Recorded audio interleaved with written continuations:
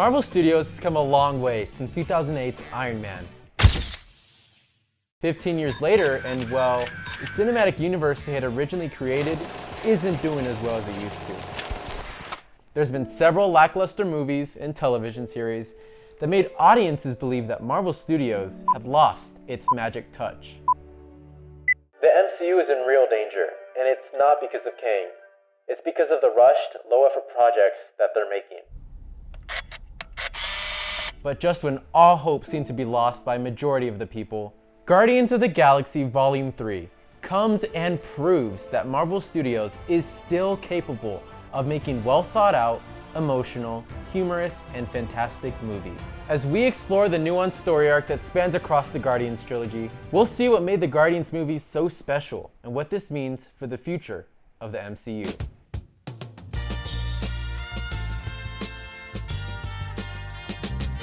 The Guardians of the Galaxy franchise explores the theme of family across 3 movies, with the characters coming together under unlikely circumstances and forming a bond that's thicker than blood.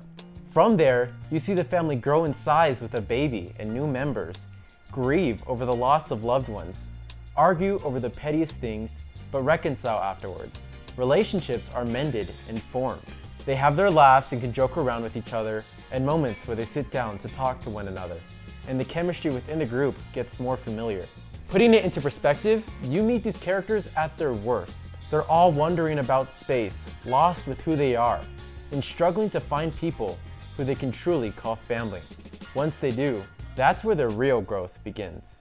Their family brings out the best and worst of each other. It's so realistic to real life, which is why these movies resonated so much with people.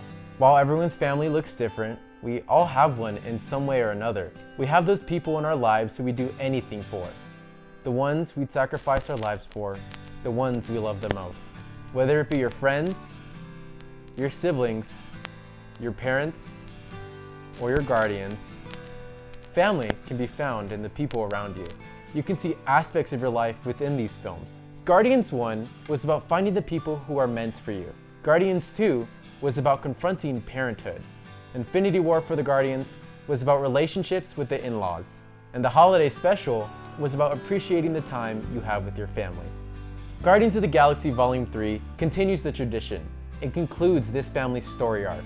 Everyone says goodbye to go off and live their own life, but they'll always be together. Much like when a child goes off to college or your big brother moves out. And by the end of the film, it leaves you a part of their family. Guardians of the Galaxy Volume 3 was about family being forever. With such a relatable thematic storyline, the movie became an instant fan favorite, ending the Guardians saga and reviving the love for Marvel.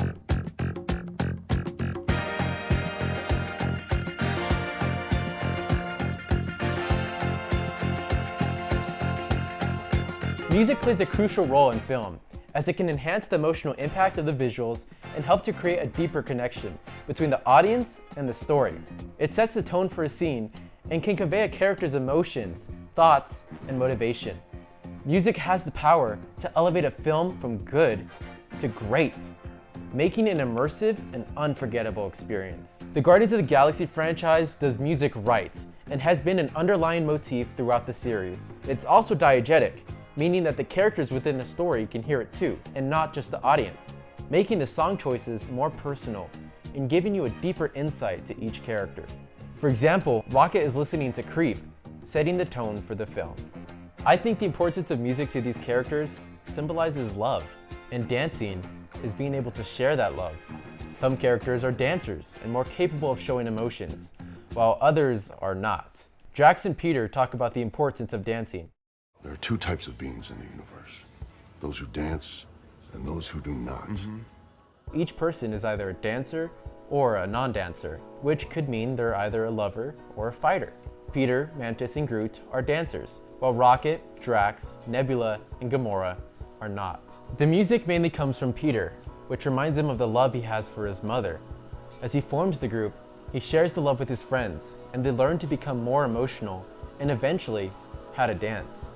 He helped turn the deadliest woman in the galaxy into a caring person through music. It means so much that Peter almost dies retrieving the music just so he can continue to share that love.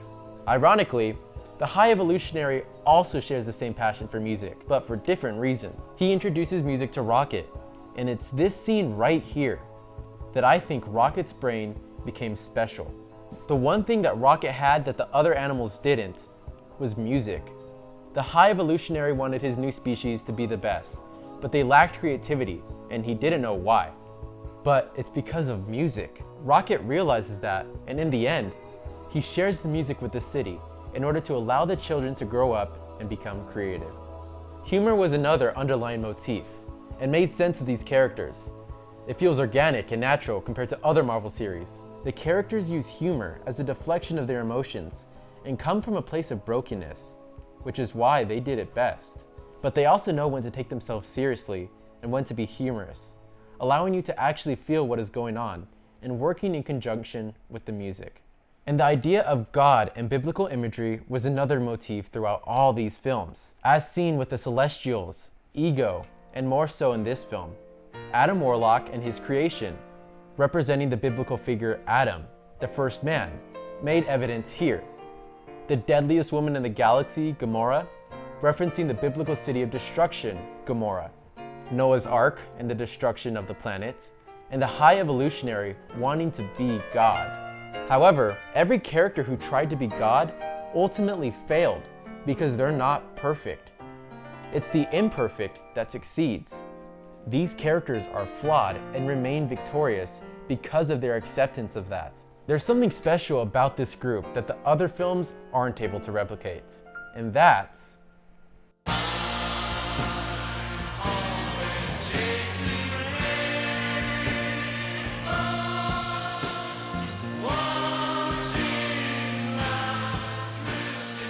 The Guardians movies are different from other MCU installments because rather than focusing on one singular hero, they focus on a team of heroes and how they learn to evolve with one another.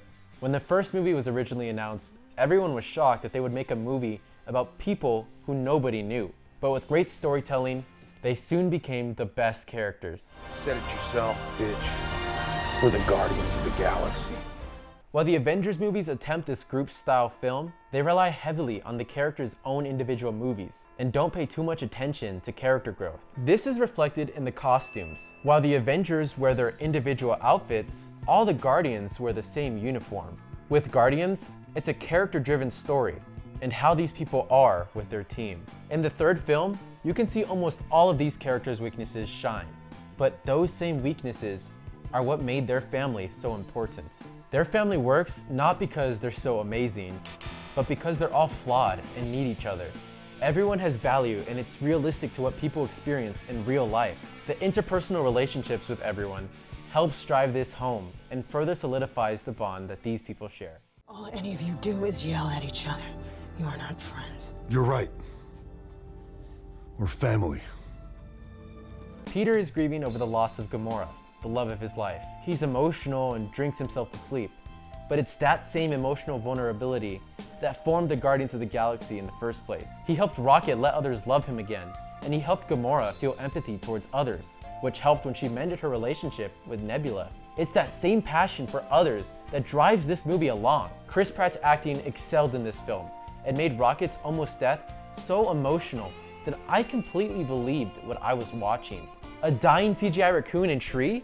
Like, seriously. Peter then gives Rocket his music because he knows Rocket needs it more so than he does now. But Peter's ending is not complete, teased by the post-credit scene. His relationship with Gamora is finished though, and so tragic. Peter sees Gamora revert back into a fighter after seeing her dance alongside him. Chris and Zoe Saldana do a perfect job with their characters. It's a bittersweet ending for them, but makes sense. Zoe Saldana's acting was also excellent. Her argument with Peter was so powerful and makes you realize that this isn't the same Gamora we once knew and probably won't ever know. But her gradual admiration for the Guardians was done so well. As Rocket was dying, her face said so much without having to say anything. In that moment, she witnessed how special these people were and how fortunate her other self was to have them. She also slowly becomes fond of Peter, calling back to the moment they first met and first fell in love. But she never truly could join the group, and this shot encaptures her place within it. She's in the very back, compared to the original shot where she's front and center. In the end, Gamora has already found her new family that she's happy with, and says goodbye to Peter, which is truly the best for her character. Drax thinks you're not a dancer. If you ever tell anyone about this, I will kill you. Peter and Mantis are alike in the same way as well, because they feel emotion more so than the other team members, which is why they're perfect siblings. Mantis truly shined in this one. You could genuinely tell that her power was empathy. Although she's very sensitive, we need to remember that she feels others' pain constantly. She goes through so much heartbreak because of her power, which makes her friendship with Drax so much more special. Because although he is stupid, his ignorance is valued by Mantis, because it makes her happy. He's been incapable of showing emotion ever since the death of his family, and needed Mantis' help to do so. He's considered a non-dancer his whole life, but his ending in the third film allows him to feel the love again and start a new family as he finally learns how to dance. We see him cry as Mantis leaves because she taught him how to feel emotions, forever solidifying their friendship. Rocket and Nebula spent 5 years together during the blip, and the film shows how important Rocket was to Nebula because of that time spent. She drops the angry personality and breaks down crying because Rocket is safe. Nebula then becomes a servant for the people, putting others before herself and running the planet nowhere in the end, dancing with her city. Now Groot, he's always been a lovable character. OG Groot's death in the first one was heartbreaking, but luckily he had a child, the one we see in the other films. We watched this Groot grow up to be hella swole and bigger than before, but why? Well, Groot was raised under the Guardians this time, who all loved and cared for him as their child. Children thrive under loving families, and so do plants. The more you care for plants, the healthier and stronger it grows. At the end of the film, Groot learns English? Well, actually, we learn Groot. None of the characters react to him speaking. We've been with the gang for so long that we managed to understand Groot's language, signifying that we too are now part of the Guardians' family. Love stories, heartbreak, loss, grief, anger, sadness, sibling rivalries, friendly banter, parents, growing up, maturing, family. Is this story about us? And Rocket, the glue to the entire family and who the movie follows. He's the saddest creature in the entire universe, the little animal who was taken and turned into something else. This pure, innocent raccoon who was tortured and forced to grow up, watching his friends die in front of him, forever traumatizing him, and scared to let others love him again. He's never been close with anyone since, because he knows he'd eventually lose them. His best friend Groot dies, saving his life. Yondu, someone who understood and helped him come out of his shell, dies too.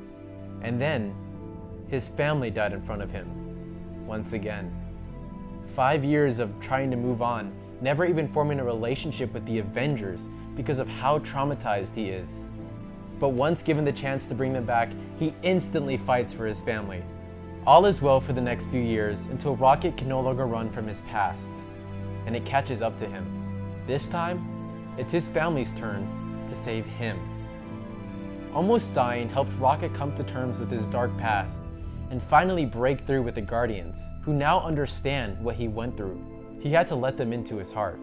The Guardians are now at their peak, truly bonded with each other and fully aware of each other's flaws. The hallway fight shows the best action sequence in the MCU within the recent few years, illustrating the gang's chemistry at its peak.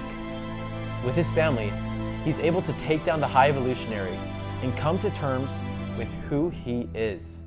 Name's Rocket. Rocket Raccoon. No longer running away from this term, but embracing what he is because of family. Only then is he able to become a dancer, playing the music Peter introduced to him and becoming the leader of the Guardians of the Galaxy. Rocket is supposed to be you, the audience. We think we are worse than we actually are. We're our own downfall, and we're our own worst enemy. But your family? They accept you no matter how bad you think you are.